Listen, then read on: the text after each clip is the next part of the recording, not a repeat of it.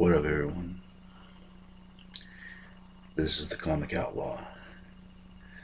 Let's drop the pretense for a moment. Stan the Manly had died, and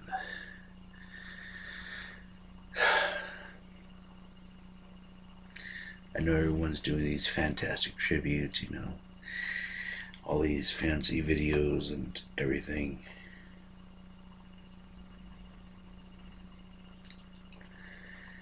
And how he died, or I'm going to tell you what he meant to me.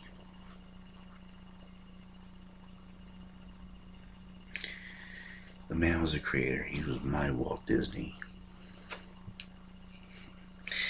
And the irony is they're owned by Disney now, but literally he was a creator. And a lot of you, because I tried to explain this to a girl, she was 19 and she didn't understand. Stan was one of the first voices I always constantly had.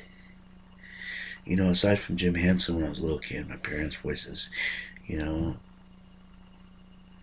parents had a video store. I used to watch those old videotapes of Marvel. And you older guys, you know what I'm talking about, when Captain America throws his mighty shield. I remember Stan. I remember hearing his voice. Stan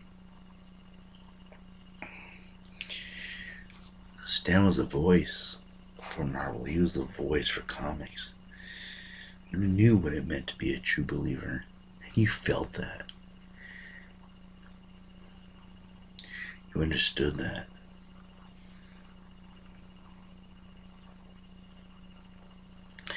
It's sad that some of the earlier fans don't understand what he actually meant. Sure, he did this and that, but he was so profound the way he made comics.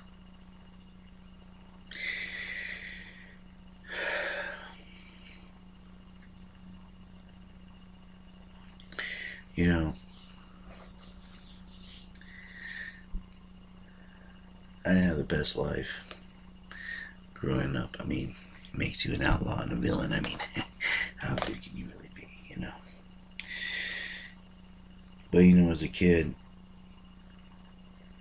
my dad would buy me certain things. And, one thing that saved me, because I was sort of an outsider, I was, for one reason or that, alone in a lot of ways when I was younger. Always alone. One thing that helped me was book that I got a long time ago. This and another one called Marvel or DC's Greatest Tales, but Marvel Masterworks. Let's see what's in it. The old-fashioned works. Spider-Man. And like many fans, you felt like an outsider, but you were brought in. That was the magic of comics back then, Before the movies, before the hoopla, before it was everybody's kind of cool. It was something for the outsider to be brought in. They brought us into that world. And Stan did a great job in giving us that, sharing us his vision. Him, and I have to give props to Jack Kirby too. R.I.P. to him as well. Because none of us would be here today arguing and screaming or yelling about anything if it wasn't for these men who touched ground and set fire to everything. Burning the dead wood and setting seeds for so many things that would grow out of it.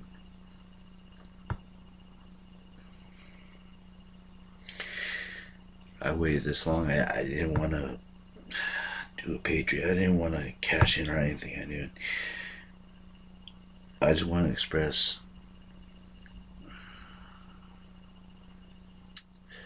I remember when Jim Henson died. Some of you kids don't know what that means, and shame on you for you're so spoiled. But I remember when Henson died, because I grew up with him, that voice, and it's the same bereavement I feel now.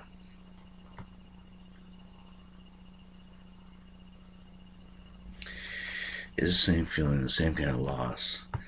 And I know you see Henson Studios now, and it's not what it was because they created the heart and the soul.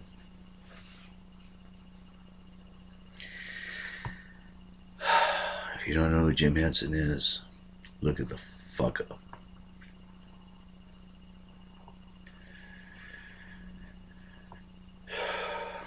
But yes, we lost Stan Lee.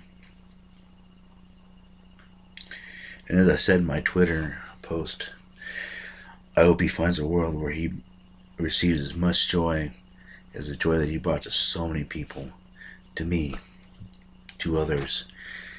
Well, the stories that he gave set so many people on fire. Gave so many of us a place in the world, a place to belong, a place where we, our own little clubhouse, even beyond the movies, even beyond the t-shirts, the toys, everything we collect. The core fans, I'm talking to you, a place where you and I belong. A place that was given to us by this man.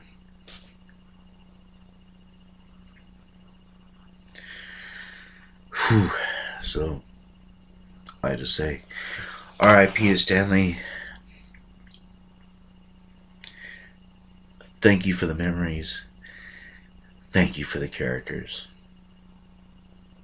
Thank you for all the joy, the laughs. Thank you for never taking yourself so seriously that you couldn't just laugh at the moment and enjoy yourself in a cameo. Thank you for being gracious to us.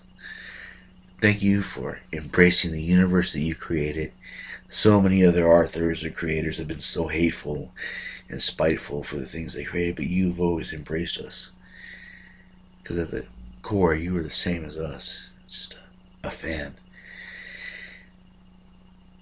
Thank you for everything. Thank you for the memories.